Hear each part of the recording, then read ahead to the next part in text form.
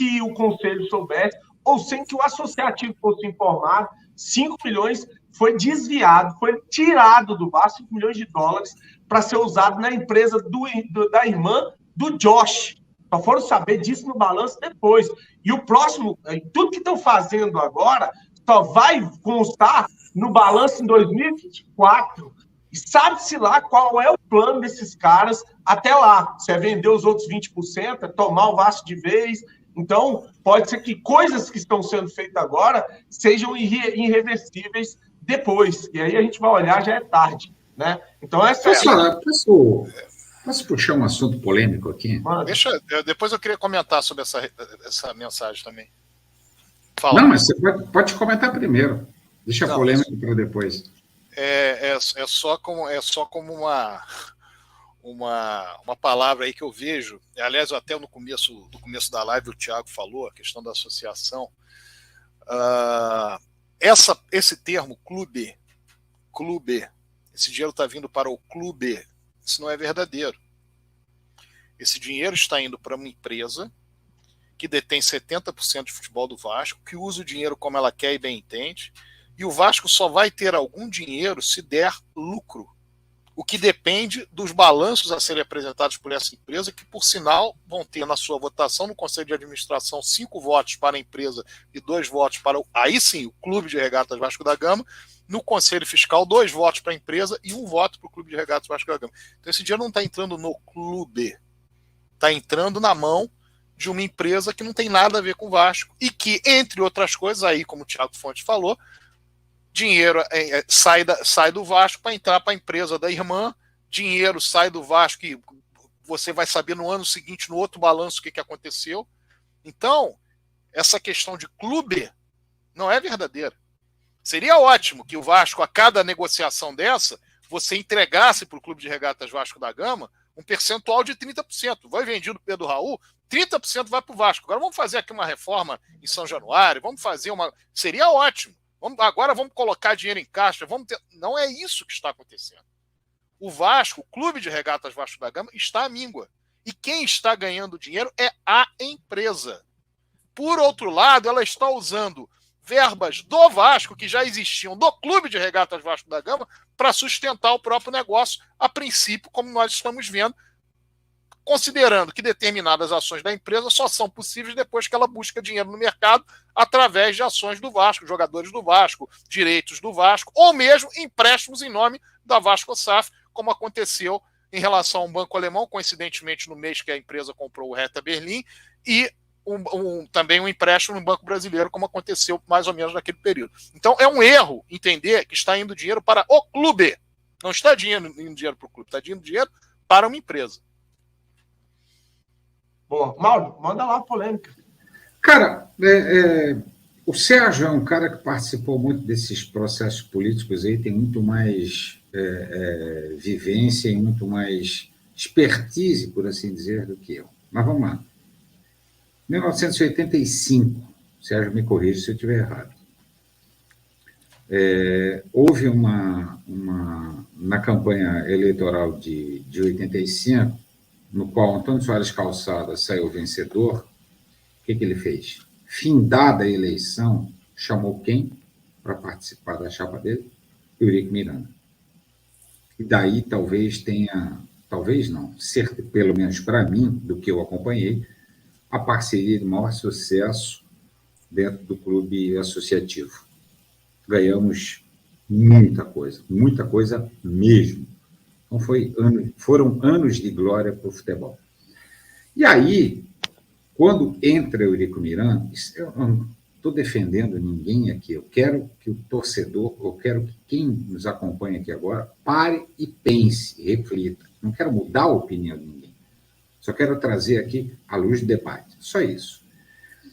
Quando entra Eurico Miranda, que ganha as eleições, e aí o que criou-se aquele movimento, temos que extirpar esse câncer. Essas não eram as palavras. Temos que extirpar esse câncer da política vascaína chamada Eurico Miranda. Fizeram de tudo para tirar Eurico Miranda. Inclusive, algumas uniões, assim, digamos, não tão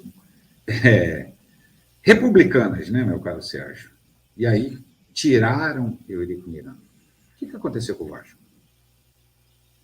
E aí, em 1990 e 2017, bom, temos que tirar novamente Eurico Miranda, porque Eurico sempre voltava a partir do momento que não conseguiam dar jeito na política vascaína e não tinham como fazer um sucessor. Eu estou falando especificamente aqui do caso Roberto Dinamite, o maior ídolo dentro do Vasco.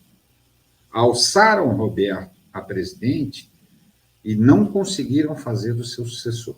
Por quê? Esse é o primeiro ponto para as pessoas pensarem. Volta Eurico Miranda. E aí, o que aconteceu? Temos que tirar Eurico Miranda de lá. Fez-se novamente uma união entre duas chapas, as chapas verdes e amarela, verde e amarela, à época. O que aconteceu? Aí todo mundo fala, critica pra caramba Alexandre Campelo.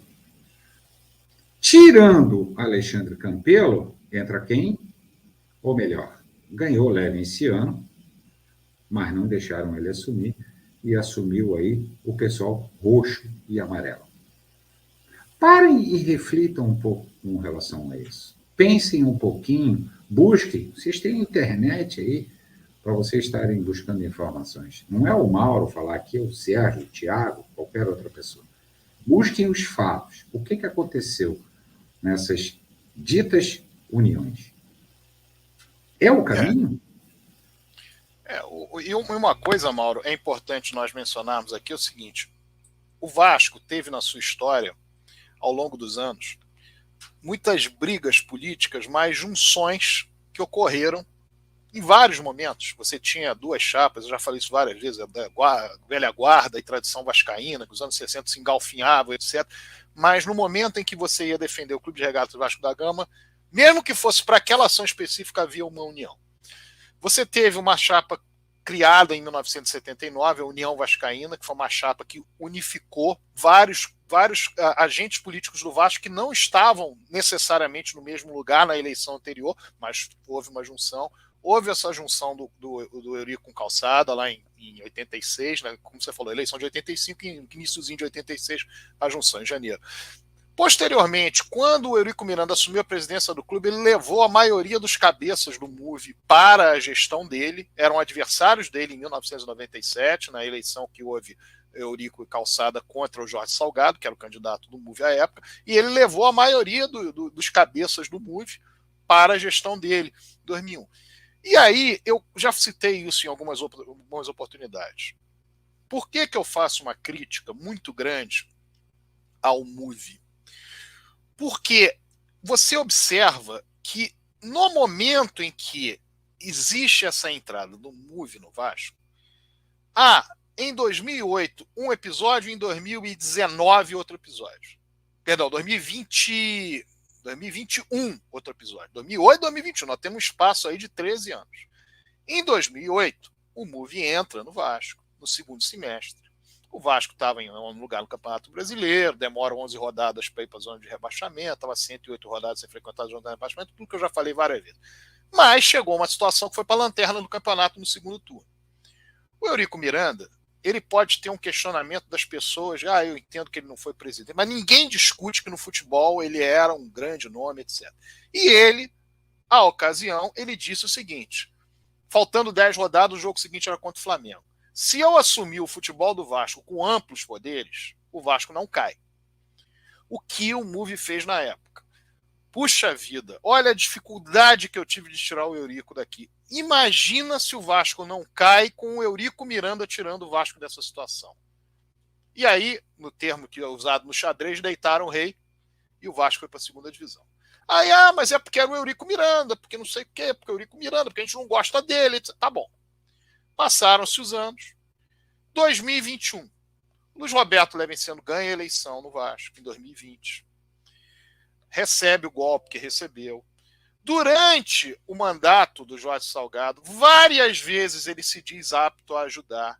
quer falar junto ao Conselho de Benemérito, mostra o projeto dele para o Adriano Mendes, uma vez que o Adriano Mendes vai lá, diz que tem outra solução para o Vasco, o que o Vasco faz? Já imaginou o Luiz Roberto Levenciano aqui? E se ele resolve esse problema que nós não estamos conseguindo resolver? E se ele consegue a captação que nós dissemos que não conseguimos ter?